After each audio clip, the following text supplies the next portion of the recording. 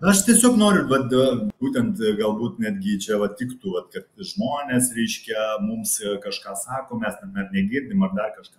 Visi žmonės galimybę, reiškia, įsiaiškinti kiekvieną klausimą, reiškia, kurį mes ten keliam. Jonės gali išsklaidyti, gali paskambinti man asmeniškai, man aibė žmonių yra skambinę, mes viską gražiai telefonu išsiaiškinom. Žmonės, kurie norėjo gauti klausimus, ta prasme, atsakymus į įvairius klausimus, jie iš manęs asmeniškai gauna po šiai dienai. Jie gali paskambinti man.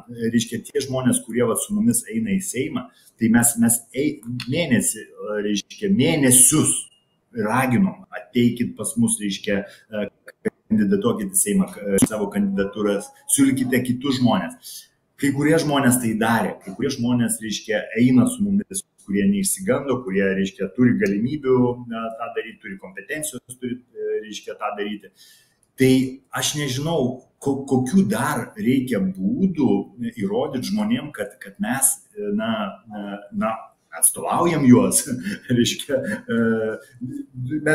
jūs pavyzdžiui, ten kokios Širinskienės, reiškia, Facebooko, reiškia, šitam sienų, jūs komentaro negalite, reiškia, kad jūs esate užblokuotas. Aš, pavyzdžiui, negaliu rašyti, reiškia, nors ir norėčiau.